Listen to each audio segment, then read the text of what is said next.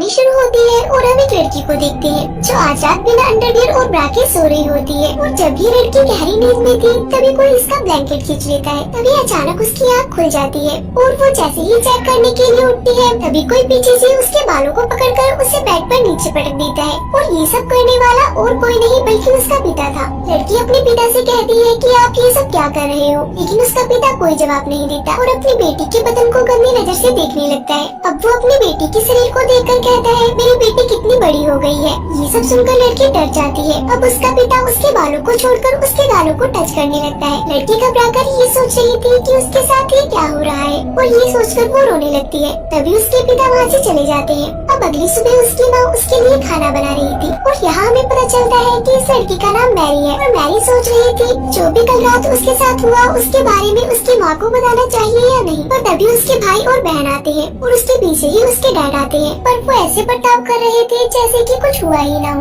अब मैरी ये सोचती है कि कल रात तो ये मेरी ही लेने वाले थे और अब ऐसे नाटक कर रहे हैं जैसे इन्होंने कुछ किया ही ना हो। ये सोचकर मैरी यहाँ से उठकर चली जाती है। अब यहाँ पर उसकी मॉम खाना लाती है और उसे टेबल पर जोर से पटक देती है और ये देखकर सब हैरान रह जाते हैं और उन्हें कुछ समझ नहीं आता। अब उनकी मॉम अजीब तरह से खाना खाने लगती है जैसे कि कई दिनों से भूखी हूँ। उसे ऐसा खाते देख वो सब डरने लगते हैं। तभी मैरी का छोटा भाई खाना उगल देता है और कहता है खाने में बहुत ज्यादा नमक है। तभी उसकी मॉम उसका खाना चपट लेती है और पागलों की तरह खाने लगती है। आखिरकार इन लोगों के साथ ये सब क्या हो रहा है। दरअसल जब से ये लोग नए घर में शिफ्ट हुए हैं तभी से इनके साथ अजीब चीजें हो रही है। उनके पड़ोसी कभी उनके आंगन में अजीब से स्टैचू लगा देती है तो सुबह कोई उनके सामने मरा हुआ जानवर लटका देता है। पिता हर रात अपनी बेटी के साथ जबरदस्ती कर उसके लेते हैं। मॉम सुबह सुबह अजीब जानवरों की तरह खाना खाती है और वो अपना खाया हुआ खाना अपनी बेटी को भी खाने को देती है, लेकिन बेटा नहीं खाना चाहता। वो अपने डैड की तरफ देखता है। डैड कहते हैं कि अगर तुम नहीं खाना चाहते हो तो मत खाओ। ये सुनकर मॉम डैड को गुस्से भरी निगाहों से देखने लगती है। इसके बाद वो खाने को टेबल पर फेंक देती है और प्लेट्स को भी नीचे फेंक देती है। अब मॉम उन सभी पर चिल्लाने लगती है और अपने बेटे से कहती है जो मैं बनाती हूँ उसे चुपचाप खा लिया करो। वो इतनी जोर से चिल्लाती है कि उसका बेटा डर के मारा रोने लगता है। उन्हें समझ में ही नहीं आ रहा था कि ये सब क्या हो रहा है, लेकिन ये तो अभी बस शुरुआत थी। इसके बाद हम देखते हैं कि मैरी नहा रही होती है। तभी कोई उसके पास आकर खड़ा हो जाता है, लेकिन जब वो शीशा साफ कर देखती है तो उसकी जुड़वा बहन वहाँ खड़ी होती है जो उसके साथ सिर्फ मजाक कर रही थी। ये दोनों बहनें मैरी के कमरे में चली जाती हैं और यहाँ पर मैरी की बहन उसे बताती है कि कैसे हर रात उसके डैड उसके लेने आते हैं। मैरी को यकीन नहीं हो रहा था कि ये सब उसकी बहन के साथ भी हो रहा है। तभी उनके डैड वहाँ पर आते हैं और उन्होंने इनकी सारी बातें सुन ली थी, इसलिए वो चाकू निकालकर उन पर हमला करते हैं। तभी मैरी उनको धक्का देकर वहाँ से भागने लगती है, पर उसके डैड उसकी बहन के बालों को पकड़कर उसको उठाकर फेंक देते हैं। पर मैरी सीढ़ियों पर गिरने की वजह से बेहोश हो जाती है। अब उसके डैड स्टोर रूम से एक हथौड़ा लेकर आते हैं और तभी हम देखते हैं मैरी को होश आ चुका था और वो अपनी बहन को ढूंढ रही होती है। और तभी उसे एहसास होता है कि उसके पीछे कोई खड़ा है और जब वो पीछे मुड़कर देखती है तब उसे उसके डैड नजर आते हैं जो हाथ में हथौड़ा लेकर उसकी ओर बढ़ रहे थे। वो उसको कुछ कर पाते तभी मैरी उनके सर पर कुछ मार देती है,